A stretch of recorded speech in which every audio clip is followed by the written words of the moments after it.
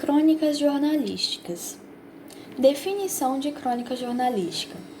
A crônica jornalística é um gênero híbrido que se caracteriza por relatar de maneira ordenada e detalhada certos fatos ou acontecimentos.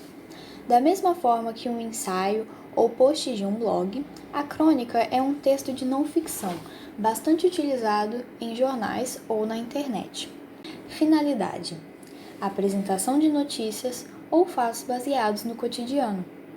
Pode ser policial, política, de comportamento, de esporte, entre outros. Suporte onde são veiculados: jornais, páginas de revistas ou até mesmo em rádios.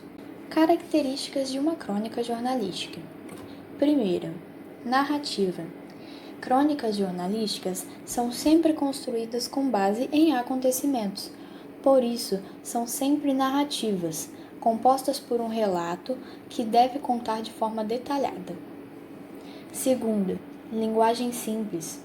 Crônicas jornalísticas devem ser escritas em linguagem simples, compreensível à maior parte da população. Terceira, diversidade de temas. Uma das principais características da crônica jornalística é a sua versatilidade. Praticamente qualquer assunto pode ser a base de uma crônica. Quarta, acontecimentos do cotidiano. A crônica busca relatar acontecimentos que ocorrem no nosso cotidiano. 5. Poucos personagens, se houver.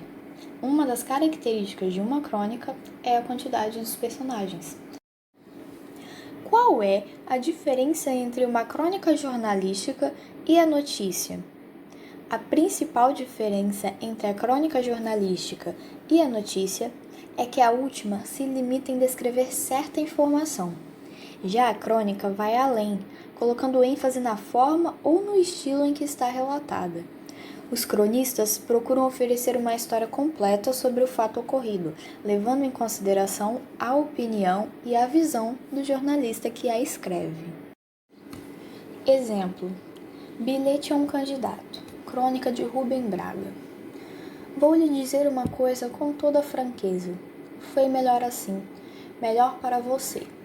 Essa nossa Câmara Municipal não era mesmo lugar para um sujeito decente como você. É super desmoralizada. Pense um pouco e me dará razão. Seu, de Cabresto, o Rubem. Rio, outubro, 1958. Agora vou estar lendo uma produção nossa como exemplo de crônica jornalística. O isolamento social no Brasil durante a pandemia do coronavírus.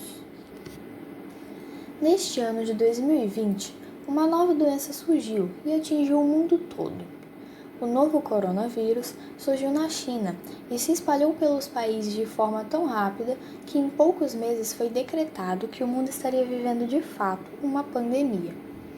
Todas as cidades tiveram que entrar em isolamento social, onde a saída de casa só é permitida para cumprir atividades essenciais, como ir ao supermercado ou à farmácia, para impedir que o vírus se espalhasse mais facilmente. O que ninguém pensou nessa hora foi como as famílias que vivem à margem da sociedade em diversos países, como no Brasil, iriam lidar com esse isolamento, sendo que quase todas elas possuem até 10 pessoas vivendo em uma mesma casa, e muitas delas nunca possuem cômodos o suficiente para cada um se isolar.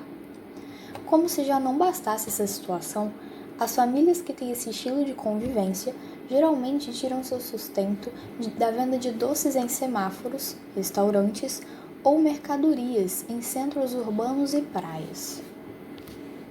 Agora vem a pergunta: como essas famílias irão conseguir manter seu sustento perante um decreto que as proíbe de sair de casa? E se tiverem que sair, o que acontece se alguém for contaminado? Como essa pessoa vai ficar isolada do restante da família, sendo que não há cômodos para isso? Esse texto não está sendo escrito com o intuito de criticar negativamente o isolamento social, visto que ele é um dos melhores meios para que a contaminação pelo coronavírus diminua entre a população, mas sim de alertar sobre as pessoas que estão sofrendo durante esse período, e que muitas vezes nem lembramos que elas existem, pois estamos ocupados demais, presos em nossa própria bolha social. Esquecemos que há pessoas que lutam para ter o mínimo que nós temos. Por isso, é importante que, mesmo nessa situação, não esqueçamos daqueles que podem estar sofrendo durante essa pandemia, às vezes até da mesma maneira que nós, porém em circunstâncias diferentes. Sabe-se que o que o governo faz por essas famílias é muito pouco e o que nos custa tentarmos ajudar da maneira que pudermos. Se tomarmos os devidos cuidados em relação à proteção contra o vírus e entrarmos em união uns com os outros para ajudar de alguma forma essas famílias, com certeza estaremos fazendo um bem enorme não só para elas, mas para nós mesmos. Não há nada melhor do que ajudar o próximo. Há casos também em que sempre precisamos da ajuda de alguém, como no caso dos hospitais. Muitos aparelhos respiratórios e macas se encontravam em condições que não poderiam ser utilizados, pois estavam com defeito ou problema. Em busca de uma ideia para fazer algo que colaborasse com a disponibilidade dos hospitais para atender mais pacientes, um grupo de professores do Instituto Federal do Espírito Santo se uniram e decidiram recolher esses equipamentos para consertá-los e devolvê-los de volta ao hospital para serem utilizados. Essa foi uma de muitas atitudes de solidariedade que têm ocorrido em nosso estado. Cada um, dentro de suas circunstâncias, consegue ajudar o outro da maneira que pode. Basta um pouco de esforço e força de vontade. Iremos superar isso juntos.